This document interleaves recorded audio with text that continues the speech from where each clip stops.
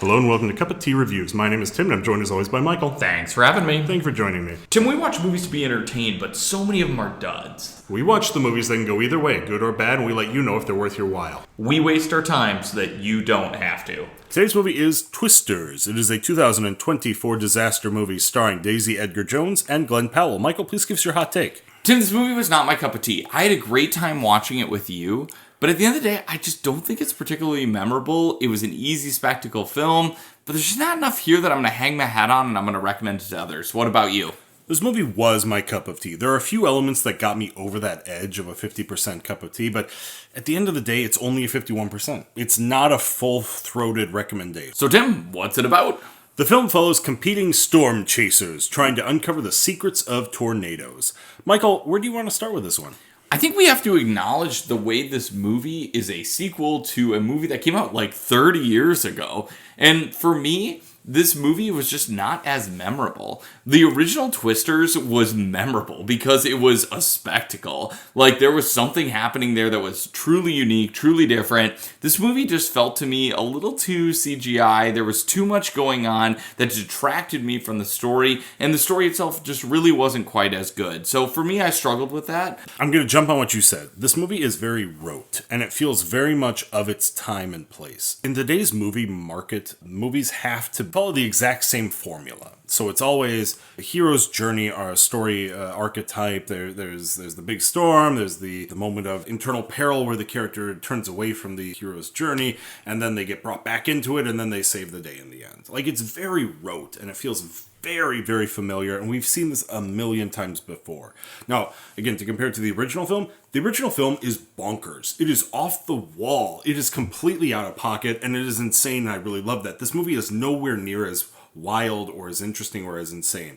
However, I do think there's some elements in this movie that really stand on their own and I really enjoyed. I agree with you, Tim. There are some things about this movie that worked really well. I think Glenn Powell was great as the lead. I think he did a nice job delivering on an arc that transitioned him from the villain to the hero. I think Daisy Edgar Jones did a nice job of acting that hero's arc. I think the CGI worked really well. Like, the tornadoes look way better than they did in the movie that came out 30 years ago. So there were those pieces that really worked for me.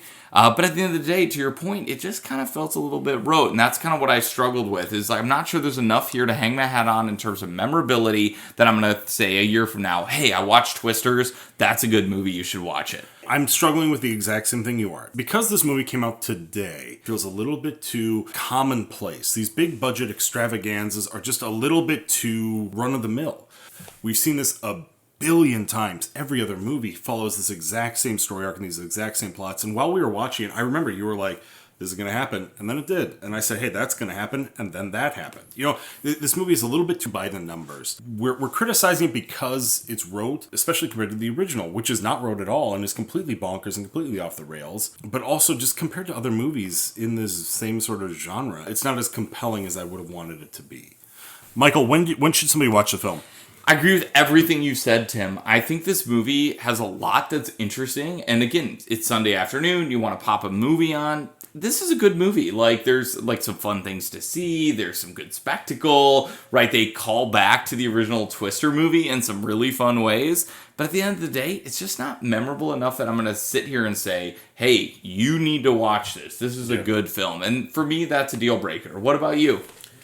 I would recommend it because I do think that it is a fun ride as far as these sort of paint-by-numbers movies go. I think there's enough here that is fun that I think it's worth watching, but I would not say go out of your way and watch this. Watch the original Twister first. And then if you want more Twister action, check this one out. But this one it's fine. It's an adequate sequel, and I guess that's all we can ask for it these days. I agree with you, Tim, on that. Thank you all for watching. Join us next time on Cup of Tea Reviews.